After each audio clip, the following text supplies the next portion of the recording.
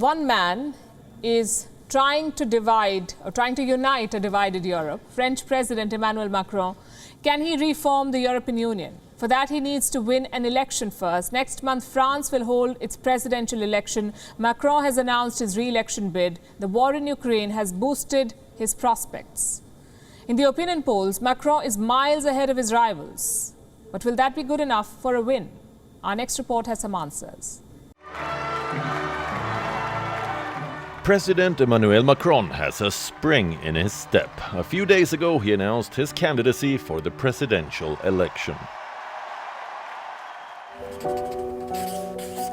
J'ai une dernière question, Monsieur le Président. Est-ce que dorénavant, je peux vous appeler Monsieur le candidat? Oui, bien sûr. Vous êtes là pour le candidat. Donc, appelez-moi Monsieur le candidat, il n'y a aucun problème. Candidate Macron certainly has the advantage. Opinion polls put him right at the top. 30% of the French voters back a second term for Macron. None of the other candidates have managed to mount a serious challenge. The reason is the war in Ukraine. It has strengthened Macron's hand at home. Voters often seek stability during war, and the citizens of France are no different. They overwhelmingly approve of Macron's response. A poll has found that 59% of the voters think the French president has risen to the challenge. Macron has projected himself as an effective mediator in the conflict. He met with Russian President Vladimir Putin in Moscow, also Ukraine's President Volodymyr Zelensky in Kyiv. Macron is also leading Europe's response. The French president has been one of the most visible leaders during this conflict.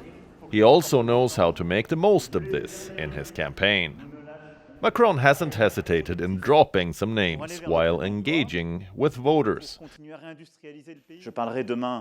Tomorrow I will speak with German Chancellor Olaf Scholz and Chinese President Xi Jinping.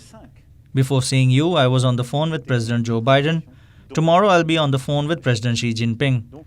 We will continue this work. There is another factor that's helping Macron, the credentials of his rivals. Before the invasion in Ukraine, right-wing leader Marine Le Pen was considered a serious challenger. Not anymore. Many voters now see her as a Russian sympathizer.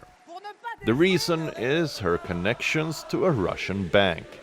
Le Pen wanted funds to contest an election in 2014. The first Czech-Russian bank stepped up to help. They extended a loan of more than $12 million to Le Pen.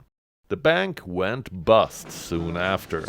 Le Pen didn't win the election. She settled her debts in a court in a rather public fashion.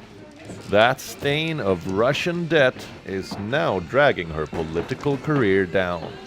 In September last year, 22% of the French voters supported Le Pen. She was just 2% behind Macron. That difference has now widened by 11%. Just 17% of the voters are now willing to vote for Le Pen. France will choose its next president on the 10th of April. If the current trend holds, Macron is guaranteed a second term. But domestic issues like taxes, immigration, and labor reforms would still hurt him. Bureau Report, WION, World is One. WION is now available in your country. Download the app now and get all the news on the move.